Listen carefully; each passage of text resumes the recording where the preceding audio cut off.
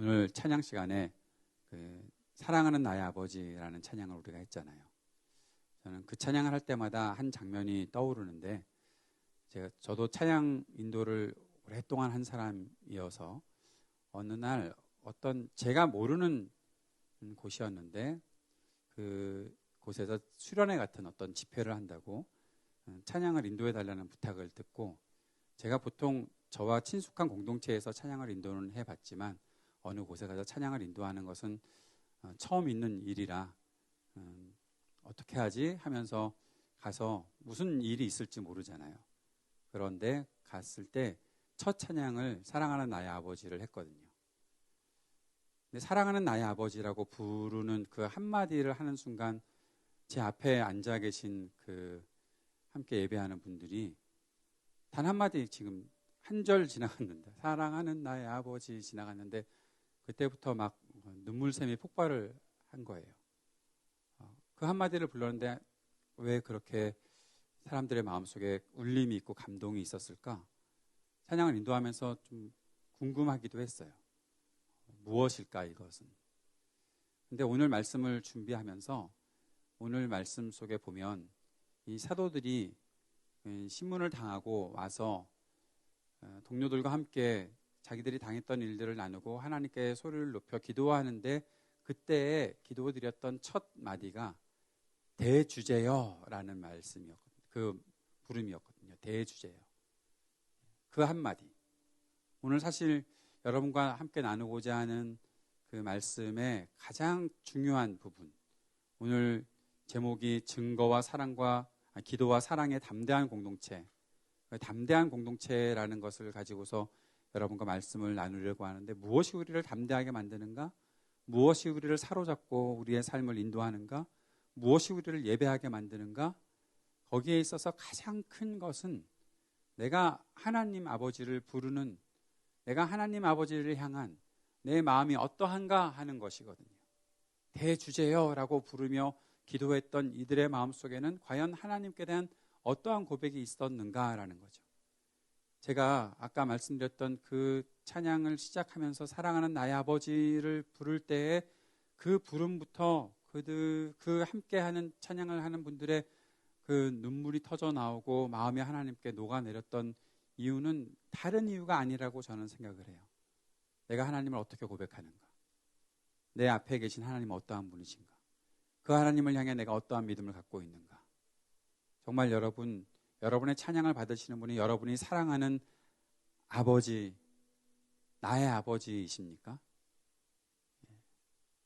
그 하나님께, 그 아버지께 내 기도를 드리고 내 찬양을 드리는 거잖아요. 우리가 하나님께 나와 예배를 하잖아요. 내 앞에서 내 예배를 받으시는 분이 나의 하나님이시잖아요. 그 하나님에 대한 생각, 그 하나님에 대한 인정, 나의 모든 것들을 받으시는 분, 나의 찬양의 이 소리들을 받으시는 분, 나의 간구를 들으시는 분, 나의 예배를 받으시는 분, 내가 사랑한다는 그 고백을 받으시는 분,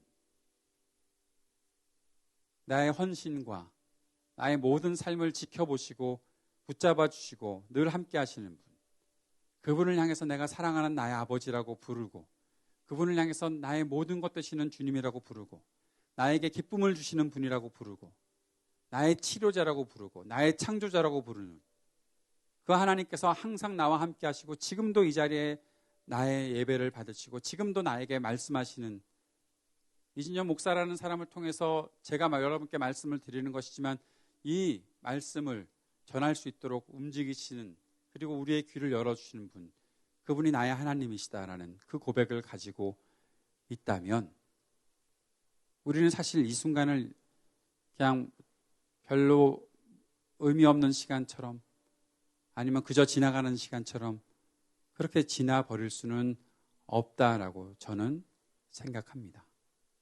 여러분 어떠십니까?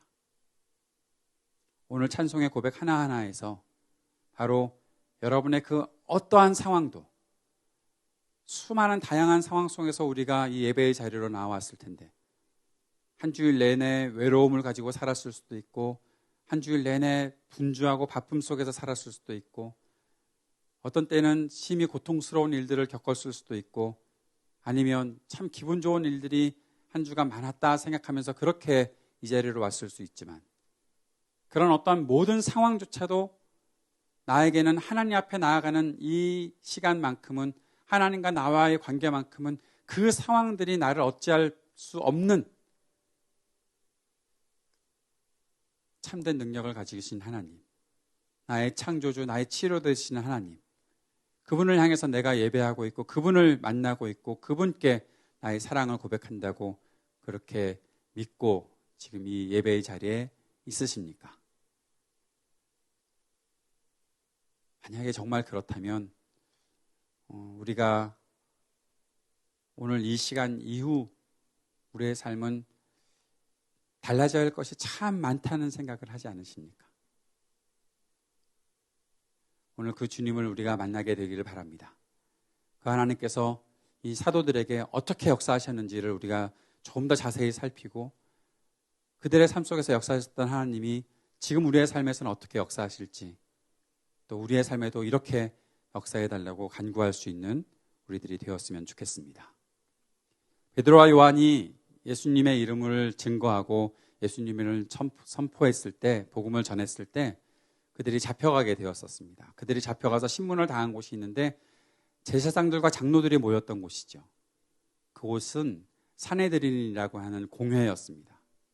이 산헤드린이 어떤 곳인가 하면 당시 최고 권력 기구였습니다.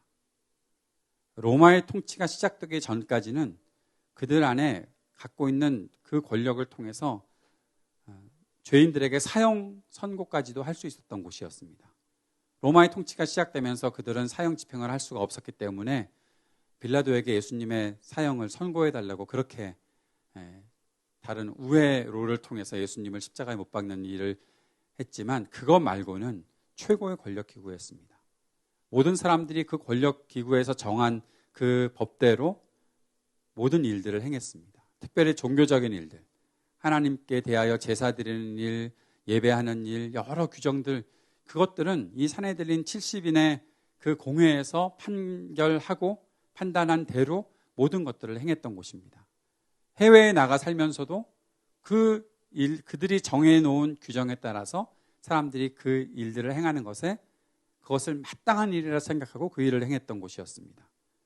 그러한 권력이 있는 곳에서 베드로와 요한을 신문했었고, 그들에게 내렸던 첫 번째 판결은 그들이 논의하면서 회의하면서 어떻게 해야 예수의 이름이 더 이상 증거되지 못하게 할까 고민하면서, 그럼에도 불구하고 백성들이 너무 이 사람 베드로와 요한을 비롯한 사도들을 계속 따라다니고, 이전에는 예수님을 따라다니던 이들이 이제 예수님의 그 말씀을 그대로 행하고 있는, 그리고 예수 그리스도의 죽음과 부활을 전하고 있는 이들을 어떻게 해야 막을까 회의하고 논의한 끝에 결정한 것은 이들을 놓아주면서 예수의 이름이 증거되지 못하도록, 예수의 이름을 전하지 못하도록 금지했고, 그렇게 하면 안 된다는 협박까지 했던 것이죠.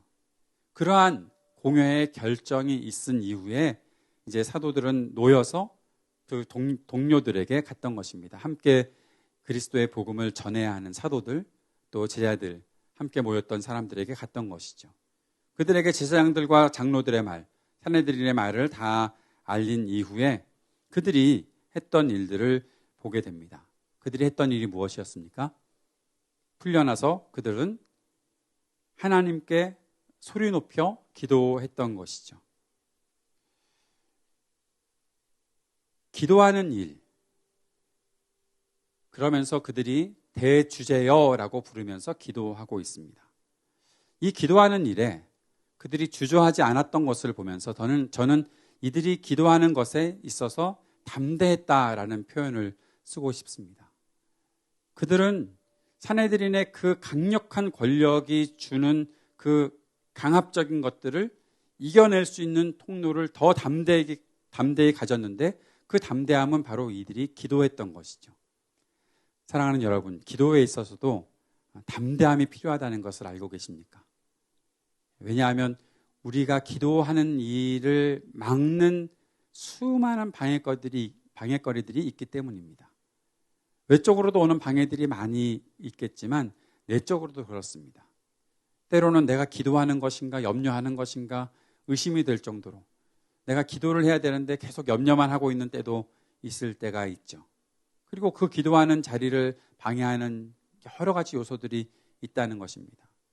만약 저 같으면 누구로부터 그리스도의 복음을 전하지 못한다라는 소리를 듣게 되었으면 아마 내가 꼭 해야 되는 일들에 대해서 방해를 받게 되었으면 여러 가지 머리를 굴리며 생각했을 것 같아요. 동료들을 만나면 야, 우리 어떻게 해야 될까? 우리는 무슨 결정을 어떻게 해야 우리가 이 난관을 헤쳐나갈 수 있을까?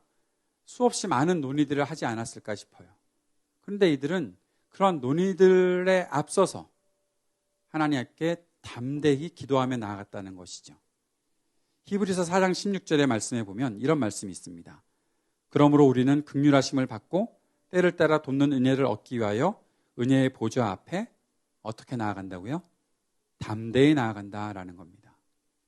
하나님의 은혜의 보좌 앞으로 나아가서 기도하는데 담대히 나아가 기도한다라는 거죠. 왜요? 담대함이 없이 나아갈 수 없기 때문입니다. 이 말은 무엇인가 하면 확신을 갖지 못하면, 다시 더 깊이 들어가면 우리가 믿음을 갖지 못하면 하나님께 나아가 기도하는 것보다 다른 일들을 먼저 생각할 수도 있기 때문이다라는 것입니다. 앞에서도 말씀드렸지만 기도하는 것처럼 우리를 많은 방해를 만나게 하는 일도 없다는 생각을 하게 되죠. 우리 교회 그 새벽 기도, 새아침 기도회가 시작된 이후에 많은 분들이 그런 이야기를 저한테 와서 하십니다. 아, 새벽 기도 나가야 되는데. 새벽 기도 나가야 되는데. 나오면 되는데 왜 자꾸 그런 말씀을 저에게 하실까요? 못 나간다는 이야기죠. 왜 못 나갈까요? 여러 가지 이유가 있겠죠. 수많은 이유가 있을 것이라 생각을 합니다.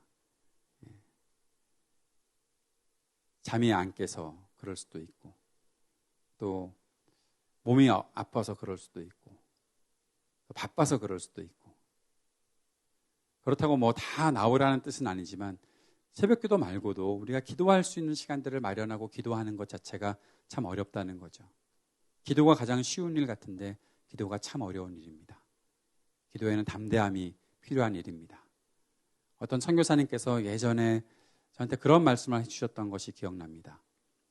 선교사로서 선교지에 나가서 복음을 전하는 일은 어쩌면 너무 단순한 일일지도 모르겠습니다. 그분이 하셨던 이야기예요. 다 그렇다는 건 아니고.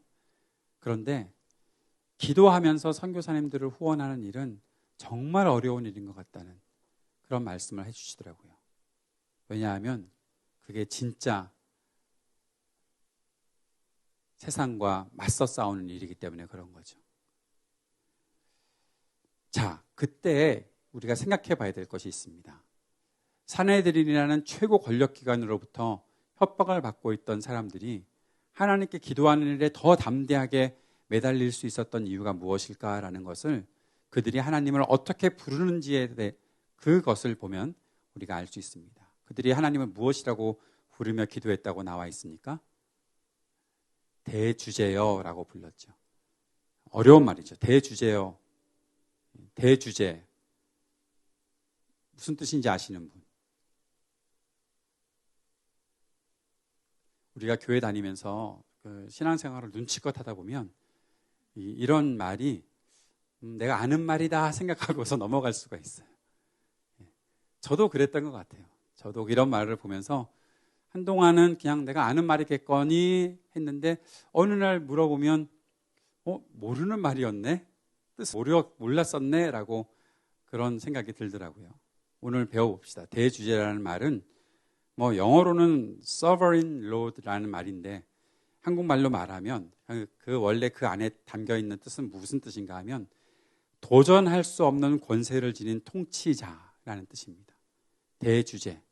그것은 이 세상의 어떠한 권력도 그에게 도전할 수 없다라는 것을 말하고 있는 거예요.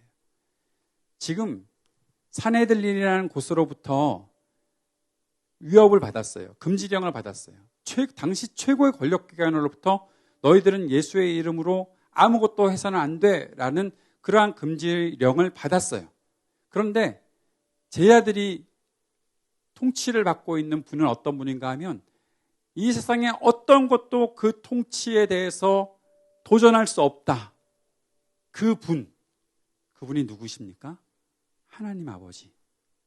그 하나님을 향해서 이들은 믿음을 갖고 있었던 것이고 그 하나님의 통치를 받고 있었던 사람들이었어요.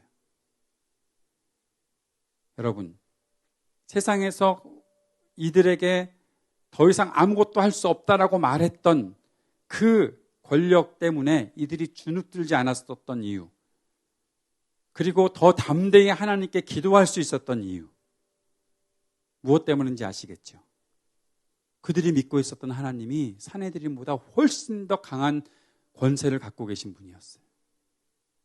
사내들인이 무슨 협박을 하고 무슨 위협을 하고 때로는 이들을 결국에는 죽게 만들겠지만, 그러나 그 죽음조차도 하나님께서 나를 다스려 주시고 하나님께서 나를 인도하시고 하나님이 나를 사랑해 주시는 그 사랑을 끊을 수 없는, 나는 하나님께 매달린 존재입니다라는 그 믿음이 지금 이들의 마음을 이렇게 하나님께로 돌려놓게 할 수 있었던 것입니다. 우리에게는 이 하나님에 대한 주권을 인정하는 그러한 믿음의 고백이 지금 우리 속에 살아 있습니까? 우리의 모든 일상에서 내가 살아가고 있는 모든 매 순간순간마다 하나님의 그 통치가 내게 있다는 사실을 확신하고 이 땅에서 내가 어떤 일들을 당하든 내가 담대히 하나님 앞에 나아갈 수 있는 그런 일들이 분명히 있는가 하는 것입니다. 우리를 주눅들게 하는 일이 세상에 얼마나 많이 있습니까? 세상에 자리 잡고 있는 수많은 경쟁 체제 속에서 우리가 살아남아야 하는데, 나보다 잘난 사람을 보면 어느 순간 또 주눅들고 나보다 큰 권력들 앞에 나아가면 내가 어찌해야 될지 갈피를 잡지 못하는 때도 있고, 아니 때로는 혼자 있다고 하더라도 혼자서 갖고 있는 여러 가지 생각 속에서 그 생각 속에 잠겨 있다가 안 풀어질 것 같은데, 안 될 것 같은데 라는 생각이 들어오기 시작하면 그때부터 계속 주눅들어 있는 우리들이 주일날 와서 예배를 드리긴 하는데, 예배를 드리면서 주님의 이름을 높여드리긴 하는데, 나의 목자가 되시고 나의 창조자가 되시는 하나님 앞에 목청을 높여서 찬송하기는 하는데, 그 찬송의 고백들이 우리 삶 전체를 울리는 찬송이 되고 있느냐 하는 거죠. 제 아들은 지금 두려움이 없습니다. 전혀 두려움이 없습니다. 하나님께서 함께 하실 것들에 대해서 기대하고 있기 때문에 그렇습니다. 그들은 하나님이 어떠한 분이신지 알고 있었습니다. 그 하나님은 자신들을 창조하시고 만드신 분일 뿐만 아니라 자신들이 지금 당하는 고난까지도 이미 다 알고 계셨던 하나님이시라는 것이죠. 그들이 예수 그리스도의 이름을 전하다가 핍박을 당한 일이 그들에게는 전혀 기대치 못했던 일이 아니었던 거예요. 왜요? 하나님께서 이미 다 알고 계셨던 일이기 때문에 그런 거예요. 그들이 시편 2편의 말씀을 인용해서 기도를 했었습니다. 그것을 인용하면서 기도했던 이유가 무엇입니까?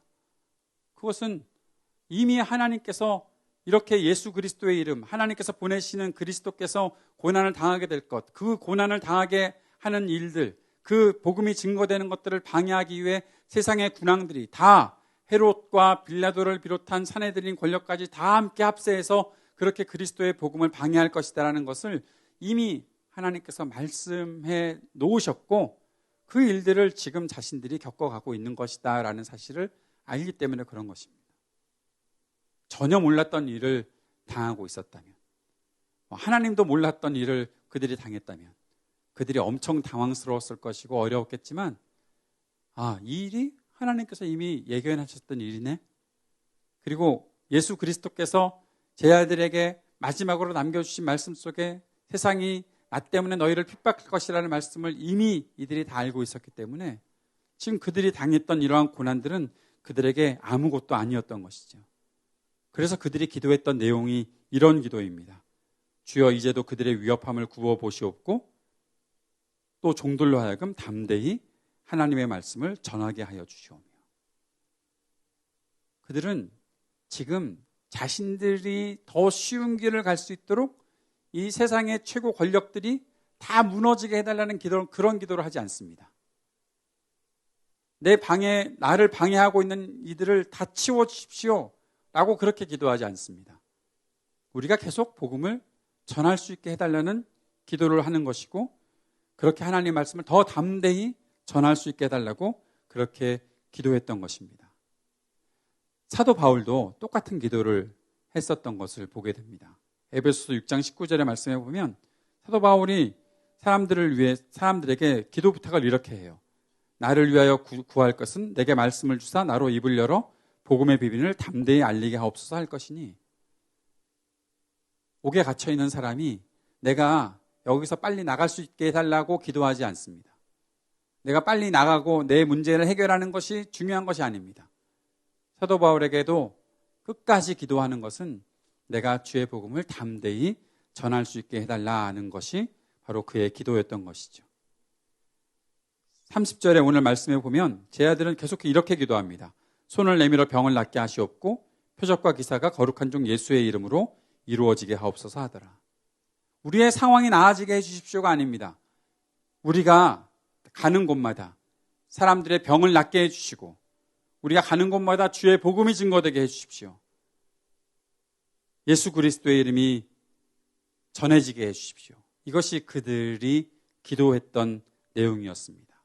우리들의 안전을 보장해 주십시오가 아닙니다. 복음을 증거할 때 사람들이 치유되고 회복되게 해주십시오라고 그렇게 기도했던 것입니다. 오직 예수의 이름이 온전히 증거되는 것을 원하며 기도했던 것이죠. 그들은 더 견고한 마음을 가지고 이 복음에 헌신하기로 작정했던 것입니다. 그 하나님의 마음을, 그 사도들의 마음을, 제자들의 마음을 하나님께서 들어주십시오. 그렇게 간절히 기도했던 것이죠. 그러자 그 기도가 마치자 그들이 모였던 그곳에 진동이 있었다라고 말합니다. 지진과 같은 현상이 있었던 것이죠. 땅이 흔들렸습니다. 우리는 보통 그렇게 생각하죠. 와, 하나님께 얼마나 세게 기도했으면 그곳이 막 울렸을까 하는 그런 생각을 해보게도 되죠. 자, 우리도 그럼 한번 그렇게 기도를 해봅시다. 한번 소리 높여 부르짖으며 기도해서 광야 아트센터가 막 울리게 만들어 봅시다. 그러면 내일부터 여기서 뮤지컬이 안 되나? 여기에 이러한 현상들이 나타난 것을 보고 크리스토스톰이라는 아주 오래전에 설교의 황태자라고 했던 분인가? 아무튼 그분이 이러한 말씀을 했었어요. 그럼 이 본문을 그가 해설하며 전하면서 땅이 진동했는데 그럼으로써 그들은 더욱 흔들리지 않게 되었다. 땅이 지금 지진이 일어나는 현상 같은 그러한 일들이 있었는데 그들이 흔들리지 않았다라는 것이죠. 제가 그 문장을 읽으면서 제 머릿속에 떠올랐던 성경 구절이 있어요. 히브리서 12장 27절, 28절 말씀이에요. 그 말씀에 이런 말씀이 있습니다. 이 또 한 번이라 하심은 진동하지 아니하는 것을 영존하게 하기 위하여 진동할 것들, 곧 만드신 것들이 변동될 것을 나타내심이라. 그러므로 우리가 흔들리지 않는 나라를 받았은즉 은혜를 받자. 이로 말미암아 경건함과 두려움으로 하나님을 기쁘시게 섬길지니. 이 개역개정이 무지 어려운 말씀이라 도대체 뭔 말을 하는지 잘 모르실 분들이 계실 것 같아요. 이 26절에는 하나님께서 한 번 더 흔드시겠다고 말씀하시는 그런 구절이 있어요. 세상을 그렇게 흔드시겠다. 그런데 이렇게 한 번 더 흔드시겠다는 것은 무엇 때문에 그런 것인가 하면 진동하지 아니하는 것을 영존하게 하기 위하여. 이 말씀은 뭔가 하면 흔들리지 않는 것들을 더 이상 흔들리는 것 속에 남겨놓지 않고 영원히 남겨놓게 하기 위해서. 그래서 진동할 것들, 흔들려 버릴 것들, 만드신 것들이 변동될 것들, 결국 흔들려 버려서 다 떨어져 나갈 것들은 다 떨어져 나가고 흔들리지 아니할 것만을 남겨놓으시겠다라고 하나님께서 말씀하신 거예요. 그러면서 28절에 나타나는 말씀이 우리가 흔들리지 않는 나라를 받았은즉 은혜를 받자. 이로 말미암아 경건함과 두려움으로 하나님을 기쁘시게 섬길지니. 우리는 흔들리지 않는 나라를 받았다. 우리는 더 이상 진동하지 않는다라는 말씀을 하고 있는 거예요. 사랑하는 여러분, 제 아들이 기도했을 때 땅에 진동이 있었습니다. 그것은 제 아들이 아주 세게 기도했기 때문에 거기가 막 울려났다라는 그런 말로만 끝나버려서는 안 되는 말씀이라고 저는 분명히 생각합니다. 크리스토스톰이 얘기했던 것처럼 그 땅의 흔들림에도 불구하고 하나님 앞에 경건함과 하나님을 온전히 섬기고자 하는 마음과 주의 복음을 증거하고자 하는 그 사람들의 마음은 흔들리지 않고 더 견고한 믿음으로 설 수 있었다라는 것. 이것이 우리들에게 중요한 것이라 생각합니다. 이 땅이 아무리 우리를 흔들어대도 수많은 흔들림이 이 세상 속에 나타난다고 하더라도 여러 가지 조건이 내가 살아가고 있는 환경이 나를 흔들어대는 것들이 있다고 하더라도 내가 하나님을 향한 믿음은 내가 하나님에 대한 헌신은 결코 흔들리지 않습니다. 나는 분명히 흔들리지 않는 나라를 받았습니다. 하나님의 나라를 내가 붙잡고 있기 때문에 나는 결코 흔들리지 않습니다. 그러한 마음을 가지고 주님 앞에 기도하며 나아갈 수 있는 것입니다. 담대히 기도하며 나아가는 것입니다. 세상이 나를 아무리 흔들어대고 나를 무너뜨리려고 하여도 나는 절대 무너지지 않습니다.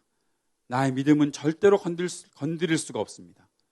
내가 생각하는 여러 삶의 조건들이, 내가 신앙생활하는 여러 조건들이 내 믿음을 이렇게 만들어, 나를 이렇게 만들어? 그런 소리 나는 하지 않겠다라는 겁니다.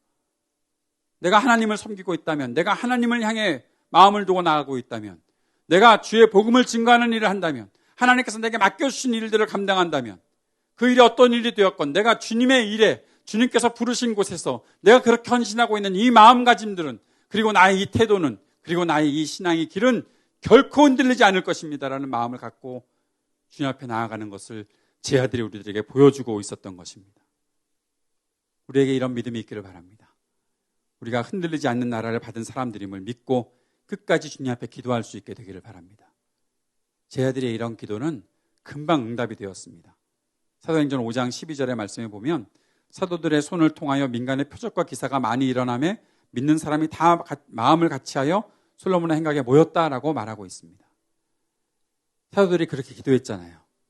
우리의 손을 통해서 많은 사람들의 병이 낫고 많은 사람들이 치유되고 그들이 하나님 앞에 모이는, 많은 사람들이 주의 이름 앞에 돌아오게 되는 그런 일들이 나타나게 해달라고, 그렇게 우리가 담대히 주의 복음을 증거할 수 있게 해달라고 기도했을 때 그 일들이 그렇게 곧 일어날 수 있었던 것을 보게 되는 것이죠.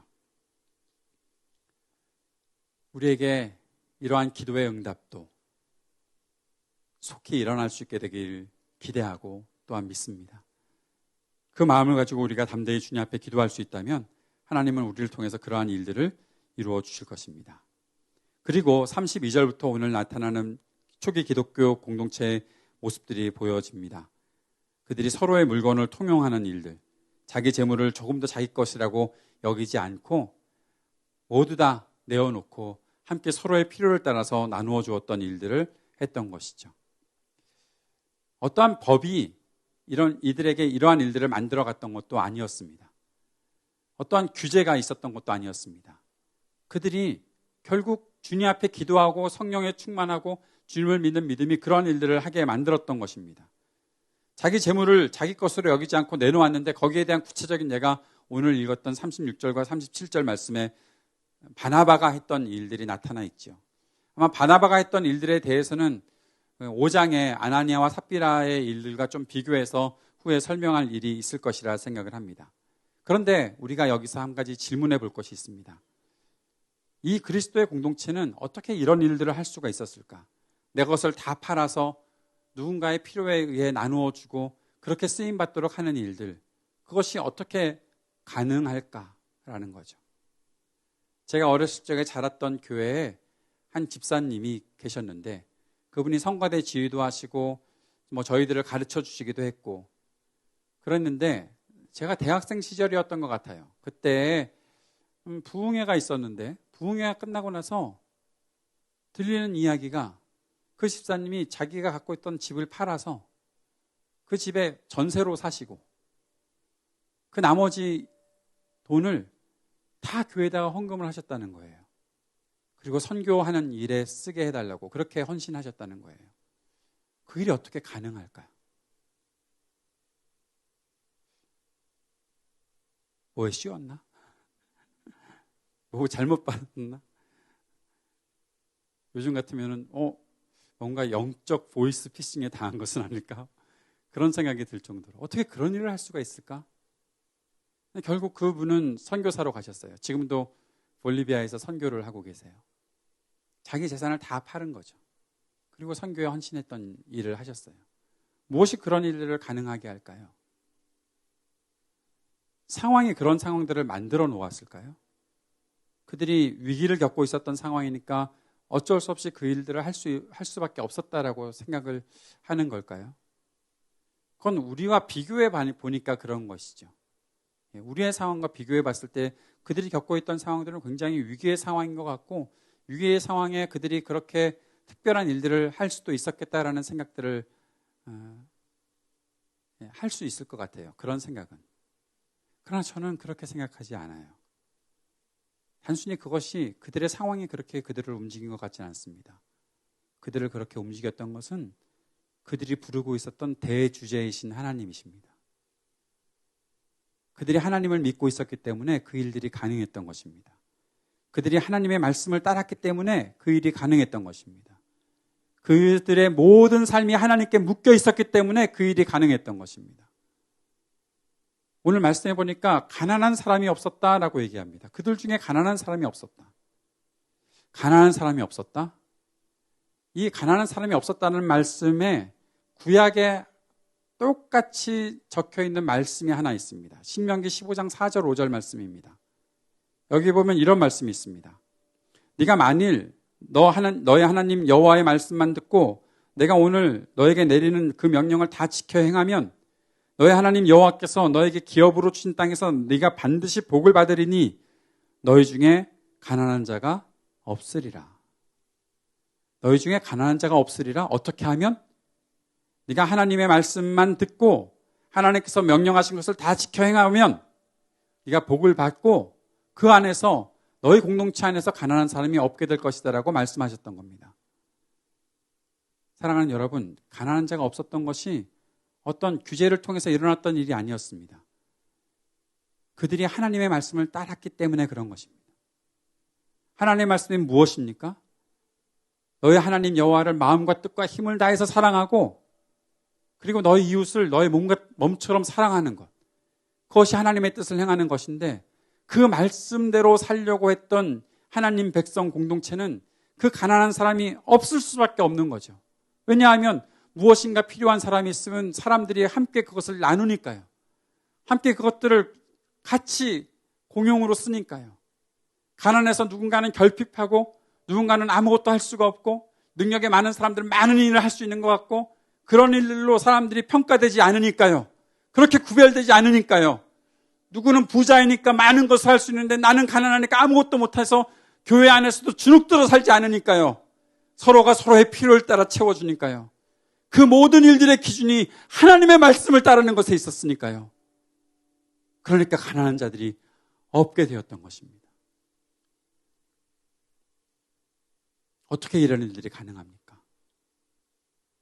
그들이 부르고 있는 대주제이신 하나님, 세상의 모든 것들을 다스리시는 하나님, 그 하나님께서 우리에게 계시기 때문에, 우리가 그 하나님을 믿고 따르기 때문에 내가 세상에 있는 어떠한 권력이나 세상의 어떤 힘도 의지하지 않고 오직 하나님만 따르겠습니다라고 고백하는 일들이 그들에게 있었기 때문에 그들에게는 복음을 증거하는 일에도 담대할 수 있었고 그들은 기도하는 일에도 주저하지 않고 담대할 수 있었고 자신들의 물건을 나누는 것에도 자신들의 소유를 나누는 것에도 담대할 수 있었던 것입니다. 이러한 일들을 만들어 나가려고 우리가 사회적인 어떠한 규범을 따로 만들겠습니까? 규정을 만들겠습니까? 교회 안에도 어떤 것들을 만들어 놓겠습니까? 이 자본주의 시대에, 이 개인주의적인 시대에 내가 잘 살면 되는 거지.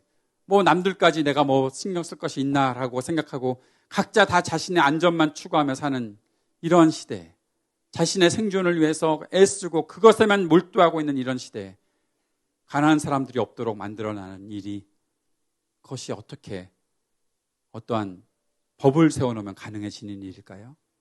아니요. 절대로 그렇지 않습니다. 이 일들을 했던 사람들을 누가는 믿는 무리가라는 주제를 사용하고 있습니다. 주어를 사용하고 있습니다.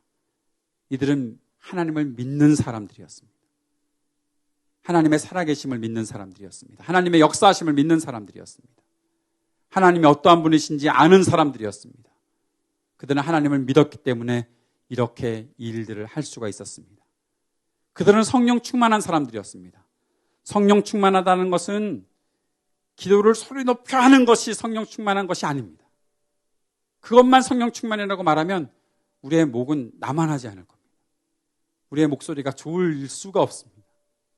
성령 충만하다는 것은 하나님의 말씀을 내가 따르고 있느냐, 하나님의 말씀을 깨닫고 있느냐, 그 깨달은 말씀대로 살려고 애쓰고 주의 도우심을 구하며 살아가고 있느냐, 그 간절함이 우리 속에 있어서 그 말씀대로 살아가는 것이 성령의 충만한 것임을 우리들은 다시 한번 생각할 수 있어야 한다는 것이죠.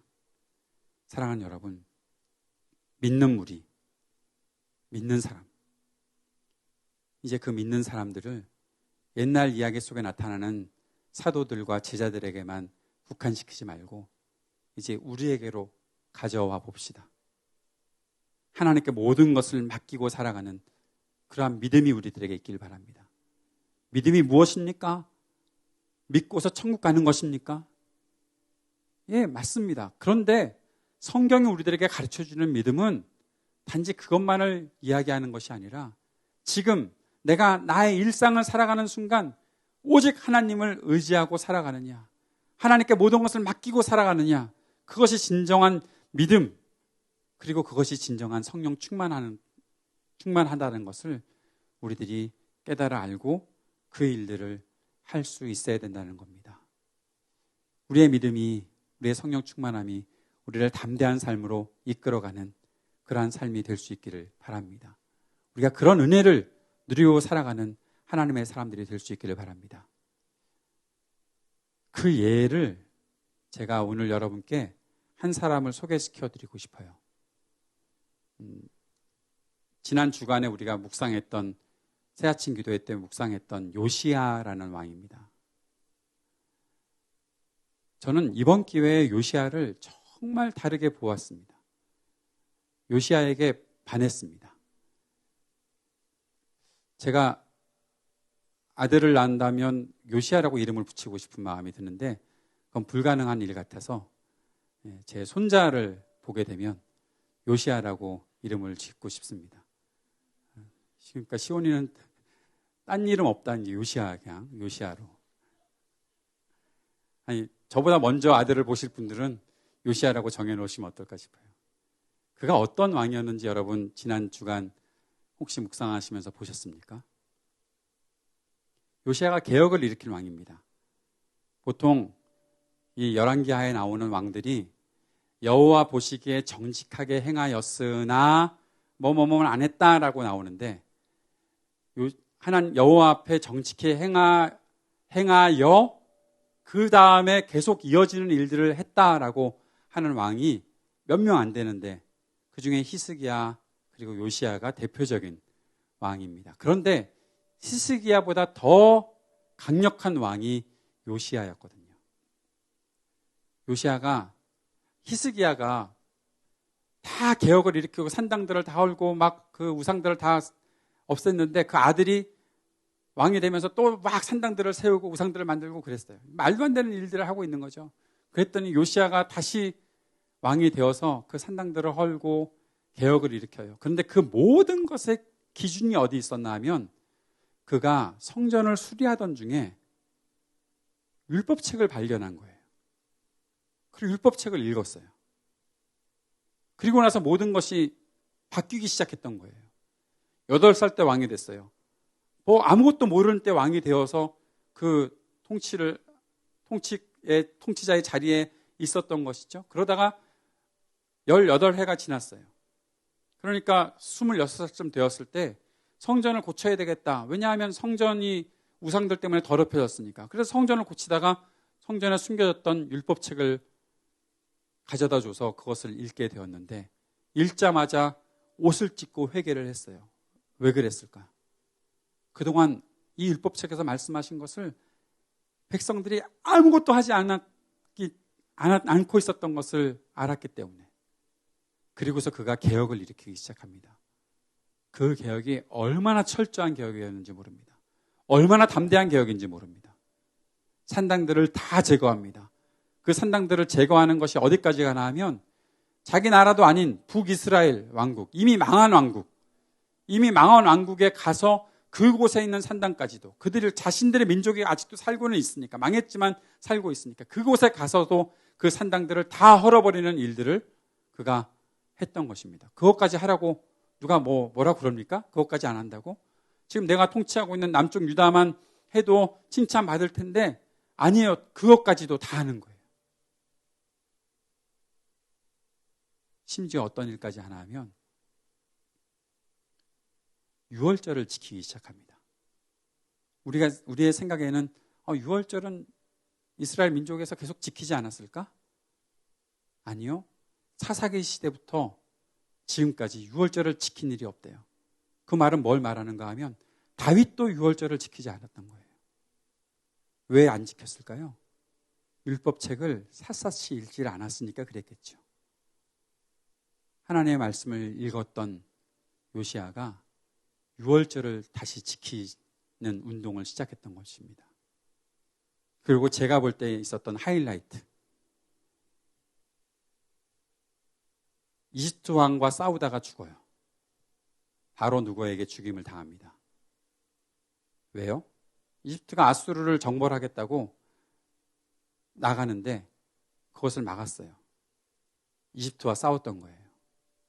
이집트는 남쪽 유다뿐만 아니라 이스라엘 백성들과 굉장히 친밀한 관계를 가질 수 있는 가능성이 너무 많았던 나라예요.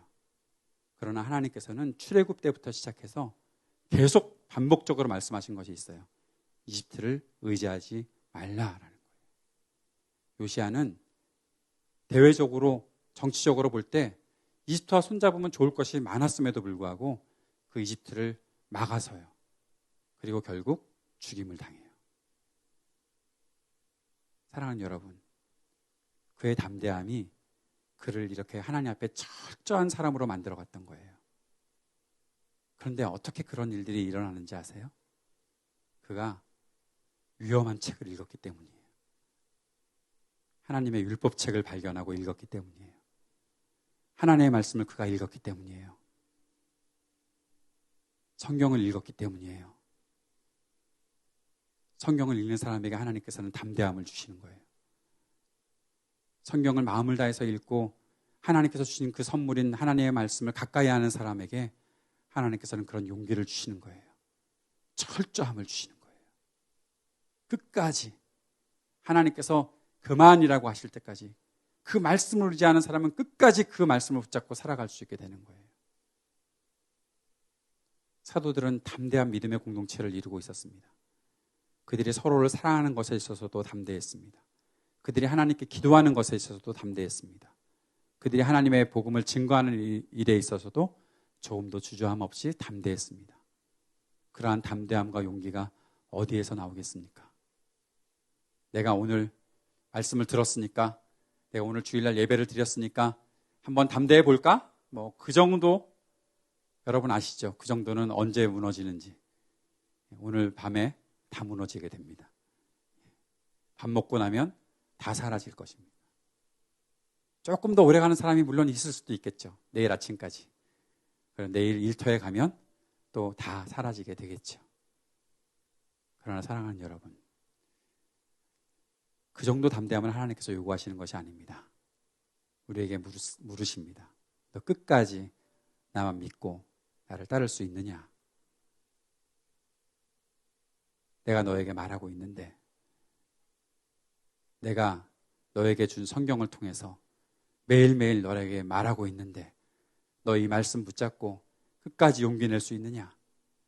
세상의 어떠한 권력, 세상의 어떠한 힘, 세상의 어떠한 모습으로 너에게 다가오고 너를 흔들어 댄다고 할지라도 너 흔들리지 않을 수 있느냐? 하나님께서 우리에게 그렇게 말씀하실 때, 네, 내가 오늘 주님 말씀 읽고 있습니다. 내가 주님 말씀 듣고 있습니다. 그 말씀이 나를 움직일 것입니다. 내가 나의 것을 나누어 사람들을 사랑하는 일에 내가 담대할 것입니다. 내가 나에게 주신 그리스도의 복음을 전하는 일에 내가 더 담대할 것입니다. 내가 날마다 주님 앞에 기도하는 일에 담대할 것입니다. 그렇게 주님 앞으로 나아갈 수 있는, 그리고 주님과 동행할 수 있는 저와 여러분이 될 수 있기를 바랍니다. 우리 안에 그러한 사랑이, 그러한 믿음이, 그러한 기도가, 그러한 복음 증거가 우리 안에 끝까지 온전히 힘을 발휘할 수 있기를 바랍니다. 그렇게 역사하실 우리 주님을 기대합니다.